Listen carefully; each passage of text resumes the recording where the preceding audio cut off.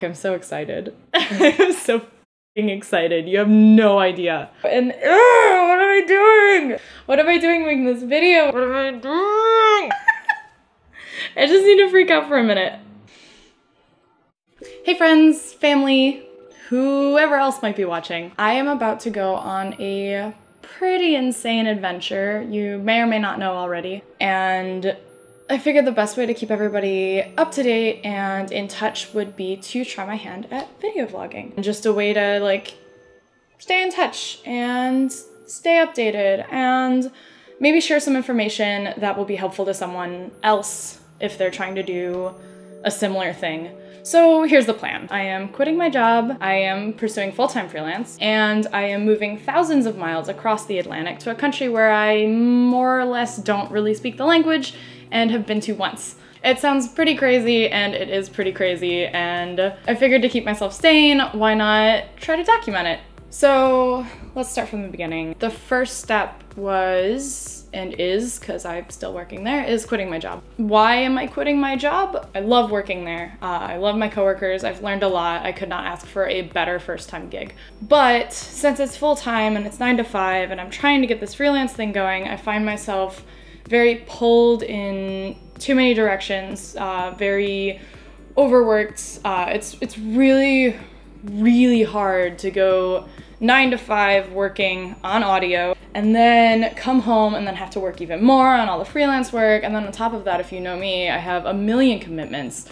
I have roller derby and volunteering and tons of side projects, and I want to like expand my skill set and I want to learn new things and I want to socialize for once. So like, it's just a scheduling nightmare at this point. I can't say yes to every project that I want to because I don't have enough time to. The worst thing I could possibly do is say yes to a project and not be able to finish it, or be able to finish it and not do it to the best of my ability. I am completely a perfectionist in what I think is a good way, but you never know. Luckily, I'm very fortunate to work at a really, really kind company, and everybody was super understanding, and I cannot thank them enough. And they've done so much for me. I have learned so many skills and I've gotten so much experience, and I could not be more grateful. I feel like a lot of us are on the same page where we have a lot of different things that we want to focus our energy on, and it's just kind of expected that people will move on at some point, and that's really nice. And I've had managers that I can talk to openly about my career goals, and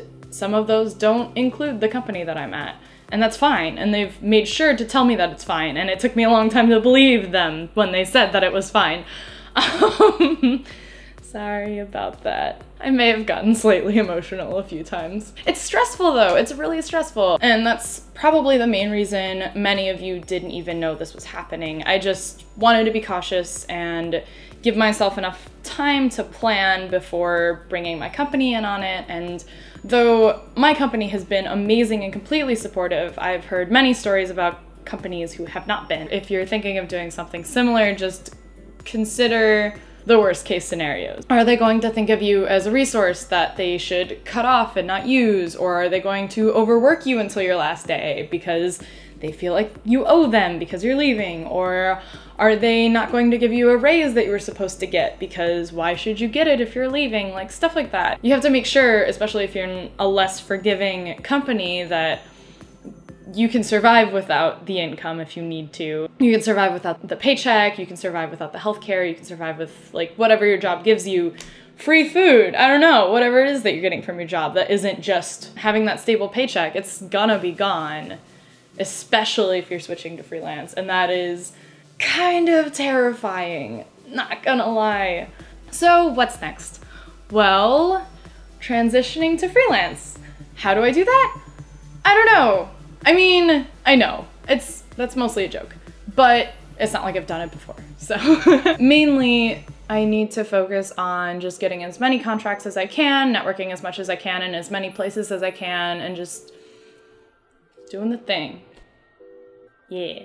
From everyone that I've talked to about transitioning to freelance, it's a struggle the first year or two or whatever, and it's definitely a bit luck and chance. I have a potential client that I've been talking to for a while now, and they just keep going blank, and that's incredibly frustrating.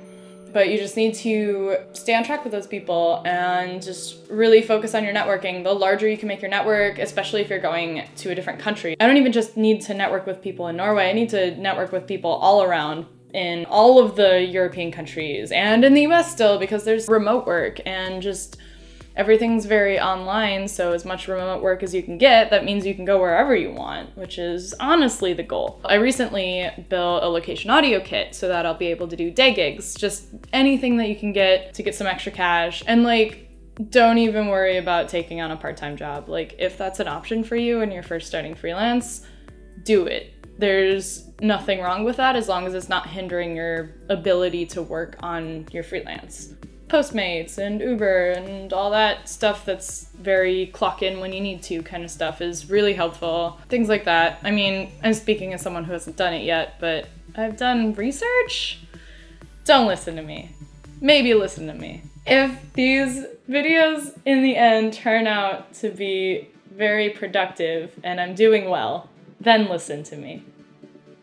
So lastly, for what is probably the most stressful part, the actual move. And that is the part that, honestly, I have the least planned. I'm winging it, and I don't recommend it. It's mostly, at this point, I know that I need to do it, and if I do it, then things will probably work out, right? I'm feeling strangely optimistic, and I'm not sure why, but it's fine. It'll be fine. It's fine. So I'm gonna be super honest with you. On paper, this is a terrible idea. I don't have a visa, I don't have a place to live, I don't have a full-time job, I don't have a steady income, I don't have a lot of savings. And what the hell am I gonna do with this guy? He's great. Who wants a snake-o? I have no idea how to move a snake across the Atlantic, but if I have to move back every 3 months, he's not gonna be happy and I'm not gonna be happy, and we're just gonna have to figure out something that works for all of us. You was a good snake-o. Yeah. The weird thing about Norway and its visas is they kind of don't consider freelancers a job or anything part-time or anything like in between. It seems from what I've researched and looked into with visas that everyone does a full-time something, and most people only have one job, which is crazy to an American like me who's been juggling multiple gigs constantly. So it's either you get a visa from getting full-time employment, or you get a visa from getting full-time school, or you get a visa from doing full-time job hunting, which is the craziest one to me because I would love to get that, but you can't work at all while you're job hunting. I can't even pick up a part-time gig as like a bartender and say that I'm job hunting and get that visa. It's just to search for a full-time job, which is infuriating. And you have to prove that you have enough money to live for 6 months, which is a bit of a problem. So I've been spending a lot of time looking for loopholes, trying to figure things out. The current plan is to live off a visitor's visa, which is not the best plan, but I know a few people who have done it. On the bright side, there is no application for visitor visa. You just show up, and if you overstay 90 days in a 180-day period, they call you an illegal alien and you get marks on your passport and you can never return. So don't do that. Worst case scenario, I'll have to come back to the US after 90 days or so, and then I'll just network a bit here, and then I'll come back. Or go back. Come back, go back. That does mean that I'm going to have to be incredibly nomadic, which is actually kind of a good thing in my opinion. It's definitely that minimalist life and trying not to worry too much and very flexible, and I like the concept of it. We'll see how it works in practice in the future. In the end, honestly, if your gut instinct is to just go do the thing, my suggestion is to just go do the thing. I don't know, get uncomfortable and do something crazy, because why not? I mean, what's the worst that could happen? So yeah, if you are interested in coming along on my insane journey, I'll be posting videos probably bi-weekly or so. I don't want to give myself too much work, but I do want to keep in contact with everyone and really focus on actually making decent content that is usable by people. I really want to talk about culture shock and what it's like moving and all of the horrible, horrible paperwork stuff I'm about to go through, and just hope that something is useful to someone at some point, and that's all I really want out of this and to just show you cool stuff. I mean, Norway is a beautiful place. It's literally incredible. I never wanted to leave as soon as I got there. I was just like pushed straight into the local life, and it was beautiful. It was so beautiful. So that's all I've got. I will keep you updated in the weeks in the future. And thanks for, I don't know. All of your support has been extremely appreciated. I don't even know how many people have told me that this is so cool and the best idea, and even though they're probably totally wrong, I still very much appreciate it. So, yeah.